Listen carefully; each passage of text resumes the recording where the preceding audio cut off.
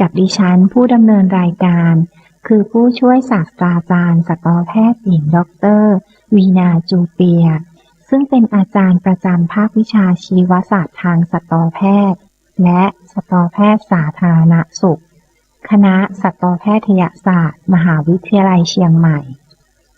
รายการนี้จะเป็นการนำเอาบทความต่างๆที่น่ารู้เกี่ยวกับเรื่องของสัตว์และสัตวแพทย์ที่น่าสนใจ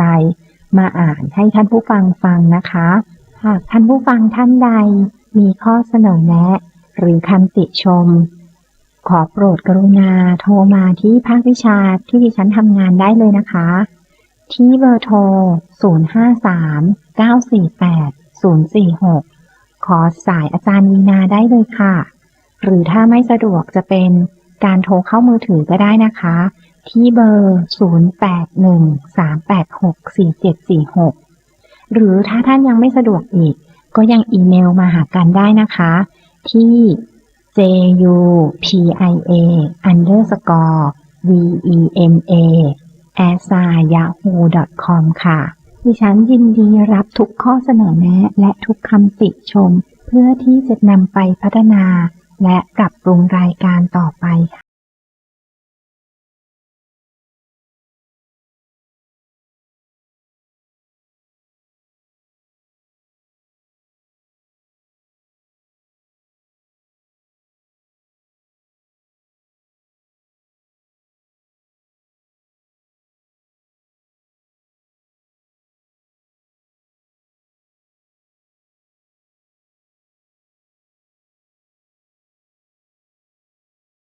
ฉบับที่2ค่ะซึ่งเป็นฉบับเดือนกรกฎาคมถึงเดือนธันวาคมปีพุทธศักราช 2563 หรือปีที่แล้วนี่เองค่ะท่านผู้ฟังสำหรับทั้ง2เรื่องนี้นะคะบทความทั้ง2เรื่องนี้จะเป็นยังไงเดี๋ยวท่านผู้ฟังกลับมาฟังดิฉันอ่านบทความให้ท่านผู้ฟังฟังนะคะหลังจากที่ดิฉันเปิดเพลงเพราะๆ2เพลงให้ท่านผู้ฟังฟังค่ะ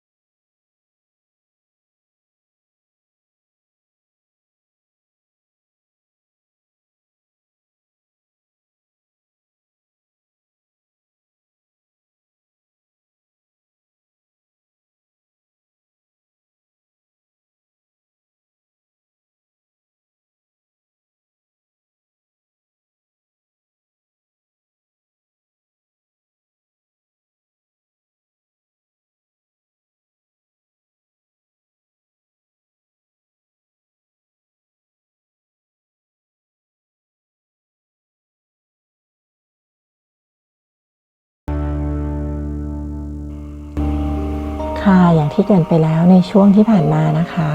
บทความเรื่องแรกที่ดิฉันจะอ่านให้ท่านผู้ฟังฟังจะเป็นบทความเรื่องการติดเชื้อโคโรนาไวรัสระหว่างการตั้งท้องในสุนัขและแมวอะไรคือสิ่งจำเป็นที่ต้องรู้ซึ่งเรื่องนี้นะคะเขียนโดยผู้ช่วยศาสตราจารย์นายสัตวแพทย์ดร.อนุชาสัทนาวงศ์ซึ่งอาจารย์เป็นอาจารย์ประจำภาควิชาชีวศาสตร์ทางสัตวแพทย์และสัตวแพทย์สาธารณสุขคลินิกพิเศษทางระบบสืบพันธุ์และต่อมไร้ท่อโรงพยาบาลศาสตร์มหาวิทยาลัยเชียงใหม่ค่ะซึ่งเรื่องนี้เป็นบทความที่ตีพิมพ์ในวารสารสัตวแพทย์เชียงใหม่เพื่อชุมชนฉบับของปีที่7ฉบับที่2ฉบับเดือนกรกฎาคมถึงเดือนธันวาคมปีพุทธศักราช2563ที่ผ่านมานี้เองค่ะท่านผู้ฟังในปลายปีพุทธศักราช2562เกิดการระบาดของโรคติดเชื้อไวรัสโคโรนาปีคริสตศักราช2019หรือโควิด -19 ในประเทศจีนก่อนแล้วก็เกิดการระบาดต่อเนื่องมาในหลายประเทศรวมทั้งประเทศไทยทำให้เกิดความสงสัยว่าโรคนี้สามารถติดต่อระหว่างมนุษย์และสัตว์เลี้ยงหรือไม่ตอบข้อสงสัยตรงนี้เลยนะครับว่ายังไม่มีข้อมูลยืนยันแน่ชัดว่าสามารถแพร่โรคไปมาระหว่างมนุษย์และสัตว์เลี้ยงได้แต่เชื้อโคโรนาไวรัส -19 เป็นคนละสายพันธุ์กับการติดเชื้อโคโรนาไวรัสในสุนัขและแมวในสุนัขมีการติดเชื้อเคนายโคโรนาไวรัสอาการส่วนใหญ่จะเป็นอาการท้องเสียที่ไม่รุนแรงและไม่ค่อยมีอาการทางระบบทางเดินหายใจซึ่งแตกต่างกับในแมวที่เชื้อฟีไลโคโรนาไวรัสในแมวจะมีอาการที่เกี่ยวข้องกับระบบทางเดินหายใจช่องท้องอักเสบจึงอาจเรียกโรคนี้ในแมวได้ว่าเป็น Feline Infectious Peritonitis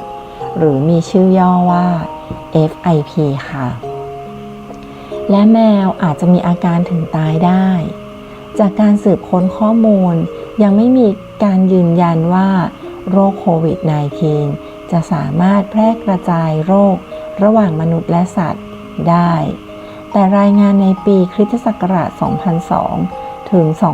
2003 ที่เกิดการระบาดของโรค Severe Acute Respiratory Syndrome หรือ SARS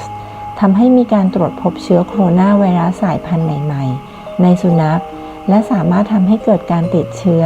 ในระบบทางเดินหายใจได้เช่นกันดังนั้นผู้เลี้ยงสุนัขและแมวอาจจะต้องระวังการพัฒนาการของเชื้อไวรัสโคโรนาในสุนัขและแมวมากกว่าที่จะกลัวการติดโรคโควิด -19 จากมนุษย์มาที่สัตว์เลี้ยงของท่านค่ะคำถามที่ว่าหากมีการติดโรคโควิด -19 ในระหว่างการตั้งท้อง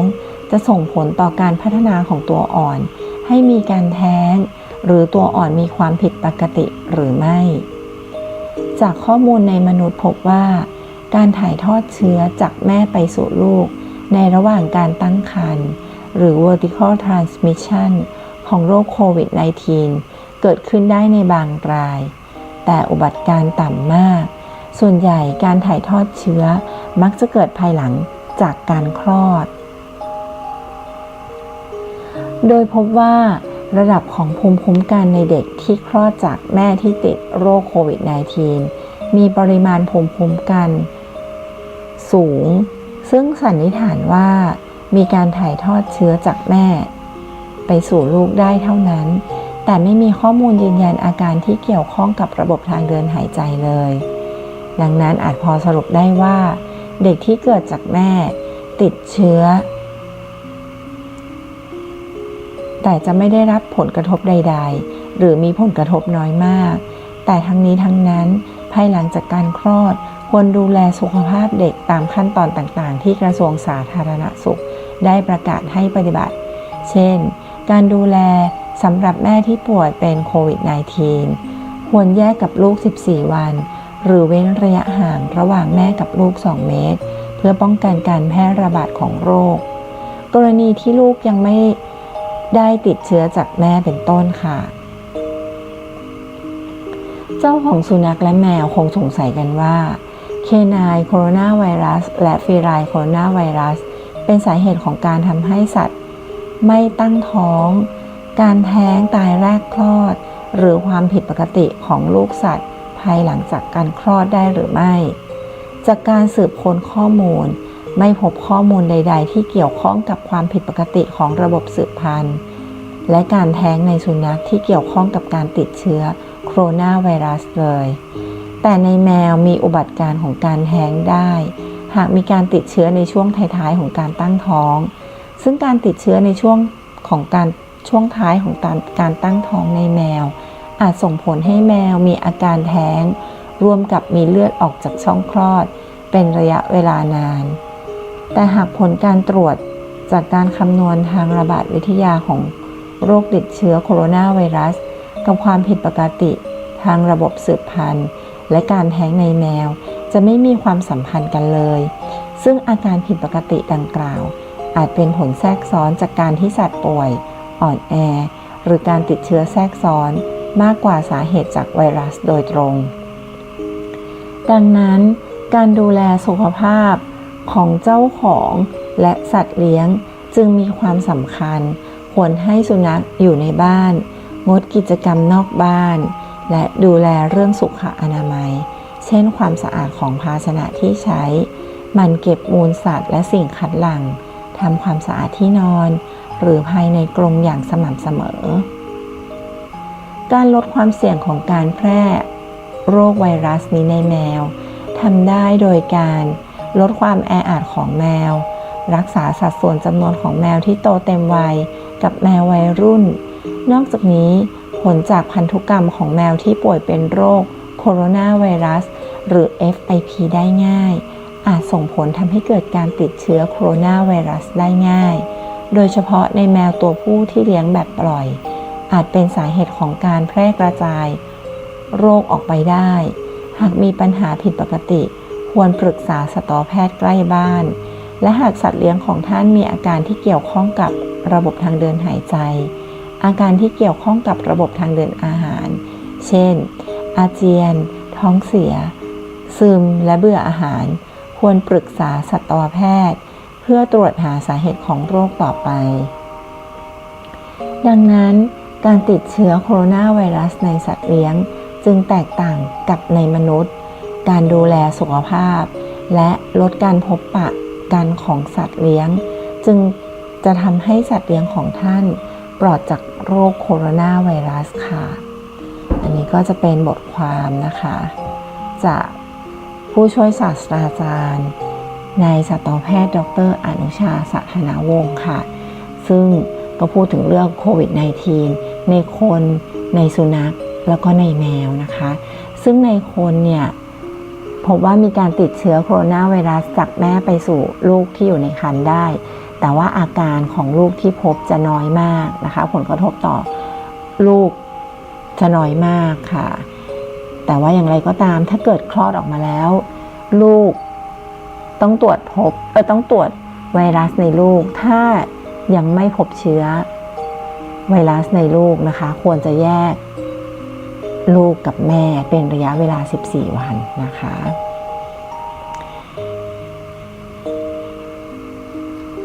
ส่วนการติดเชื้อในสุนัขนะคะพบว่าไวรัสโคโรนาไวรัสนะคะไม่ได้มีผลกับระบบสืบพันธุ์ในสุนัขนะคะแต่ในแมวพบว่าถ้ามีการติดเชื้อในช่วงท้ายของการตั้งท้องนะคะก็จะทำให้แมวของท่านเนี่ยแท้งได้นะคะในช่วงท้ายของการตั้งท้องแต่อย่างไรก็ตามเขาก็ได้สืบต่อไปว่าไวรัสโคโรนาเนี่ยมีความสัมพันธ์กับการแท้งจริงหรือเปล่านะคะปรากฏว่าเขาก็ไปสำรวจดูนะคะพบว่าส่วนใหญ่แมวที่แท้งนะคะจะมักจะมีการติดเชื้อของเชื้อชนิดอื่นร่วมด้วยค่ะก็คือไม่ได้ติดเฉพาะเชื้อโคโรนาไวรัสดังนั้นเขาก็เลยคิดว่าไวรัสโคโรนาเนี่ยอาจจะไม่ได้เป็นสาเหตุหลักของการแท้งในแมวนะคะซึ่งยังไงตรงนี้ก็ต้องมีการศึกษาต่อไปนะคะท่านผู้ฟังแต่อย่างไรก็ตามเนี่ย อาจารย์อนุชาในบทความเรื่องนี้นะคะเขาก็ยังแนะนำว่าเจ้าของเนี่ยควรจะดูแลสุขอนามัยหรือสุขภาพของแมวโดยเฉพาะแมวตั้งท้องเพื่อลดการเกิดอาการแท้งในแมวด้วยนะคะค่ะนี่ก็จะเป็นบทความเรื่องแรกนะคะจากผู้ช่วยศาสตราจารย์นายสัตวแพทย์ดร.อนุชา สัทนวงศ์ค่ะสำหรับบทความเรื่องต่อไปนะคะจะเป็นบทความเรื่องเกี่ยวกับผลกระทบของโควิด -19 ต่ออุตสาหกรรมโคนมของประเทศไทยนะคะซึ่งเรื่องราวจะเป็นยังไงนั้นเดี๋ยวดิฉันจะกลับมาหลังจากที่เปิดเพลงเพราะๆให้ทุกฟังฟังนะคะ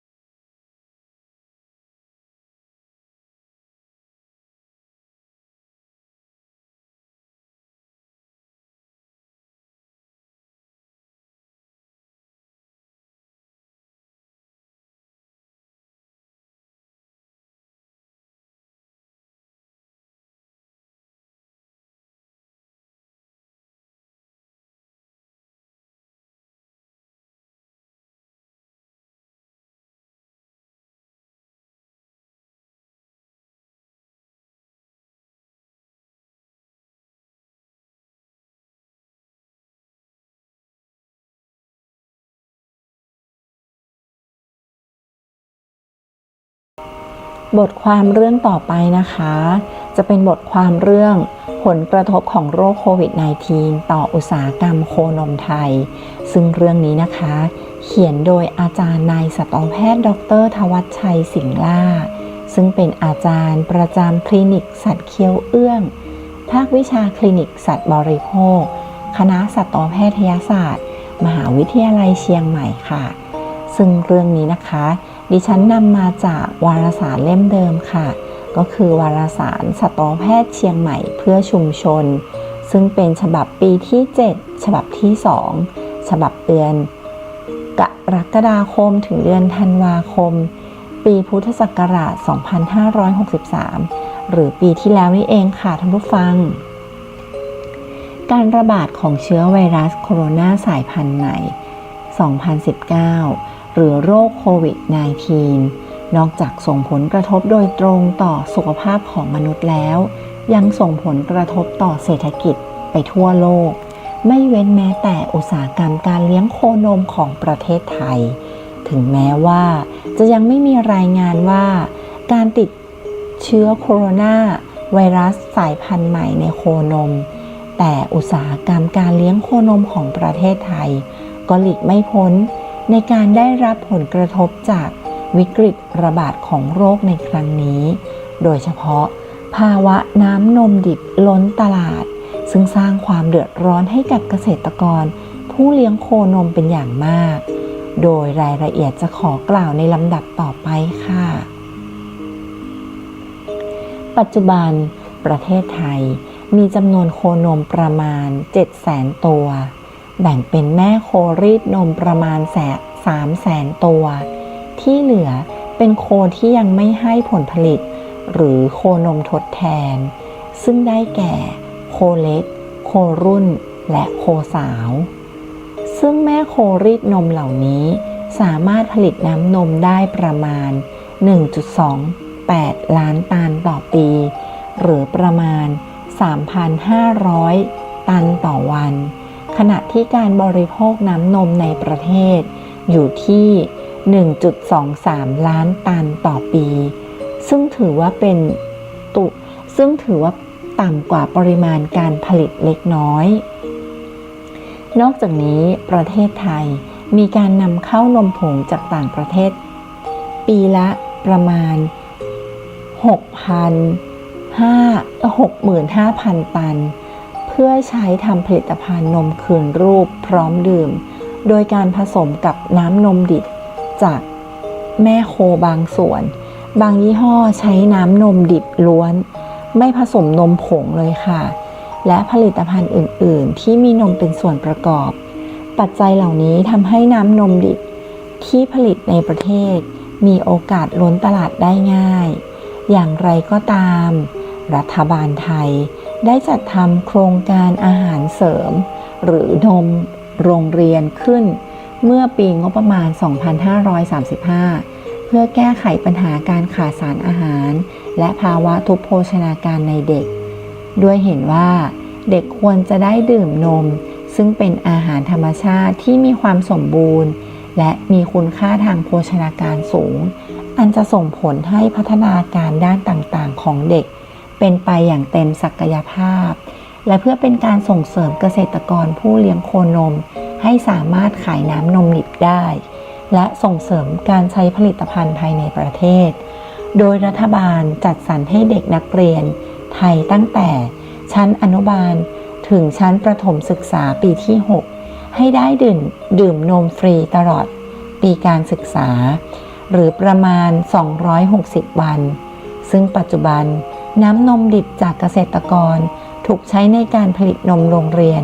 ถึง 1,700 ตันต่อวันคิดเป็น 50% ของปริมาณน้ำนมที่ผลิตได้ทั้งหมดในสถานการณ์ปกติจะพบภาวะนมล้นตลาดได้บ้างเมื่อเข้าสู่ช่วงปิดเทอมดังนั้นสหกรณ์โคนมทุกแห่งจึงต้องมีการบริหารจัดการน้ำนมดิบของตัวเองในช่วงปิดเทอมให้ดี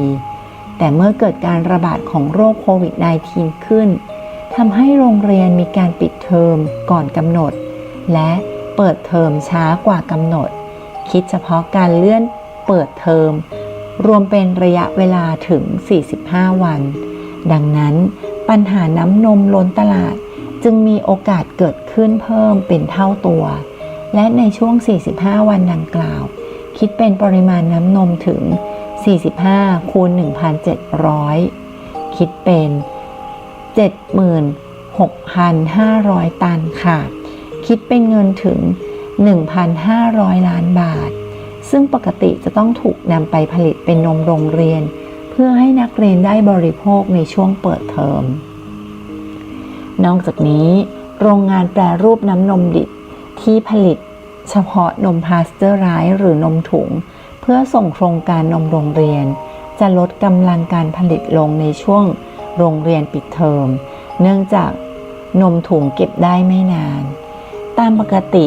นมส่วนเกินนี้จะถูกผลักไปให้กับโรงงาน UHT หรือนมกล่องเพื่อผลิตเก็บไว้แล้วจึงถูกนำออกมาแจกจ่ายให้กับนักเรียนในช่วงเปิดเทอมแต่เมื่อการปิดเทอมมีระยะยาวนานขึ้นน้ำนมดิบจึงถูกส่งมาที่โรงงานแปรรูปแบบ UHT มากจนเกินกำลังการผลิตทำให้รถบรรทุกน้ำนมดิบต้องต่อคิวหน้าโรงงานกันข้ามวันข้ามคืนเพื่อรอการรับซื้อน้ำนมดิบจากโรงงานแปรรูปบางรายต้องเททิ้งเพราะเมื่อต้องต่อคิวนานเกินไปน้ำนมดิบที่อยู่บนรถบรรทุกก็จะเสื่อมคุณภาพโรงงานไม่สามารถรับซื้อเพื่อนำไปแปรรูปได้สร้างความสูญเสียให้แก่เกษตรกรเป็นอย่างมากยังไม่รวมถึงค่าขนส่งน้ำนมดิบที่เพิ่มขึ้นเป็นอย่างมากจากการที่ต้องบรรทุกน้ำนมดิบไปส่งยังโรงงานตามแผนการรับซื้อน้ำนมที่เปลี่ยนไปบริษัทรับซื้อน้ำนมดิบหรือสหกรณ์โคนมหลายแห่งจึงจำเป็นต้องเร่งระบายผลิตภัณฑ์นมแปรรูปเพื่อให้วงจรการผลิตน้ำนมดิบได้ดำเนินต่อไปโดยการให้เกษตรกรผู้เลี้ยงโคนมซื้อผลิตภัณฑ์นม UHT ของบริษัทที่ตนเองส่งน้ำนมดิบขายวนเวียนกันไปคล้ายกับอัดยายซื้อขนมยายก็ว่าได้แต่โชคดีที่ยังไม่ถึงขั้นเทนมทิ้งเช่นในอดีตหรือในบางประเทศเช่นในยุโรปค่ะซึ่งในภาพนะคะก็จะเป็นภาพเกษตรกรในกลุ่มประเทศยุโรปเทนมทิ้งเมื่อปีคริสตศักราช 2009 ค่ะซึ่งที่มาอาจารย์ธวัชชัยได้นำมาจากเว็บไซต์ www.thairas.co.th/content/34083 ค่ะนี่ก็จะนำมาจากหนังสือพิมพ์ไทยรัฐนี่เองนะคะท่านผู้ฟังซึ่งการระบาดของโรคโควิด -19 ในประเทศไทยสร้างความเสียหายในด้านสาธารณสุขและด้านเศรษฐกิจเป็นอย่างมากโดยเฉพาะอุตสาหกรรมโคนมของประเทศไทยเนื่องจากการบริโภคนมที่ลดลงทั้งจากสาเหตุการเลื่อนเปิดเทอมของนักเรียนตามมาตรการควบคุมและป้องกันโรคและจากเศรษฐกิจที่ซบเซาทำให้กำลังการซื้อลดลงท้ายสุดนี้ผู้เขียนอยากรณรงค์ให้ทุกท่านช่วยซื้อและบริโภคผลิตภัณฑ์นมที่ผลิตภายในประเทศให้เพิ่มมากขึ้นเพื่อส่งเสริมการสร้างร่างกายให้แข็งแรงและเพื่อส่งเสริมอาชีพและการเลี้ยงโคนมของเกษตรกรไทยให้อยู่รอดในสภาวะวิกฤตเช่นนี้ไปด้วยกันค่ะอันนี้ก็จะเป็นเรื่องเกี่ยวกับโรคโควิด -19 นะคะถึงแม้ว่าโรคโควิด -19 ไม่ได้ส่งผลกระทบต่อโคนมโดยตรงนะคะก็คือไม่ได้ส่งผลกระทบต่อการติดเชื้อให้กับโคนมโดยตรงแต่ว่ามันก็ยังส่งผลต่ออุตสาหกรรมการเลี้ยงโคนมในประเทศไทยด้วยเช่นกันนะคะก็คือมีผลทางอ้อมจากการที่นักเรียนหยุดเรียนหรือว่าเลื่อนการเปิดเทอมออกไปเนี่ยทำให้นมจากการผลิตนมจากการผลิตภัณฑ์นมเนี่ยจากการสร้างผลิตภัณฑ์นมเพื่อส่งไปยังกลุ่มนักเรียนเนี่ยค่ะมีผลทำให้เกิดการอั้นนะคะไม่สามารถผลิตนมแบบพาสเจอร์ไลซ์ได้จะต้องไปผลิตแบบ UHT ซึ่งไม่ทัน การนะคะในการที่จะให้นักเรียนได้นะคะให้ทันในช่วงเปิดเทอมได้เหมือนกับการผลิตนมพาสเจอร์ไลซ์นะคะเพราะฉะนั้นนมก็จะเกิดการค้างนะคะเพราะฉะนั้นตอนแรกในช่วงปรับตัวก็จะมีการเทนมทิ้งบ้างนะคะแต่ตอนหลังก็คือมีการส่งเสริมให้เกษตรกรเนี่ยซื้อนม UHT ไปขายนั่นเองนะคะท่านผู้ฟังก็เป็นการช่วยเกษตรกรจากการเทนมทิ้งนะคะแต่ก็ยังจะต้องเกษตรกรอาจจะยังต้องช่วยเหลือตัวเองนะคะด้วยการซื้อนมของตัวเองไปขายนั่นเองค่ะท่านผู้ฟังแต่ก็ยังดีกว่าการเทนมทิ้งเนาะเพราะว่านม UHT มันสามารถที่จะเก็บได้เป็นระยะเวลานานกว่าพาสเจอร์ไลซ์นะคะท่านผู้ฟังแล้วก็ตอนส่งท้ายอาจารย์ธวัชชัยก็ได้ขอให้คนไทยช่วยอุดหนุนนมของไทยนะคะเพื่อช่วยเหลืออุตสาหกรรมการเลี้ยงโคนมของประเทศไทยนั่นเองค่ะก็ช่วยกันซื้อโคนมโดยเฉพาะผลิตภัณฑ์ที่ผลิตในประเทศไทยหรือว่ามาจากเกษตรกรผู้เลี้ยงโคนมในประเทศไทยนะคะนี่ก็จะเป็นข้อความส่งท้ายของคุณหมอธวัชชัยนะคะค่ะสำหรับในวันนี้ดิฉันก็อ่านเรื่องเกี่ยวกับผลกระทบของโควิด -19 ต่อสุนัขและแมวที่ตั้งท้องนะคะแล้วก็ผลกระทบทางอ้อมนะคะต่ออุตสาหกรรมโคนมไทยนะคะซึ่งก็จะเป็น2เรื่องที่ดิฉันได้อ่านให้ท่านผู้ฟังฟังท่านผู้ฟังสามารถที่จะหาอ่านได้โดยเข้าไปในเว็บไซต์ของคณะสัตวแพทยศาสตร์มหาวิทยาลัยเชียงใหม่นะคะนั่นก็คือ www.vetcmu.ac.th นะคะแล้วก็เข้าไปหาตรงวารสารเผยแพร่ก็จะมีวารสารสัตวแพทย์เชียงใหม่เพื่อชุมชนท่านผู้ฟังสามารถที่จะเปิดหาได้วารสารเก่าๆของ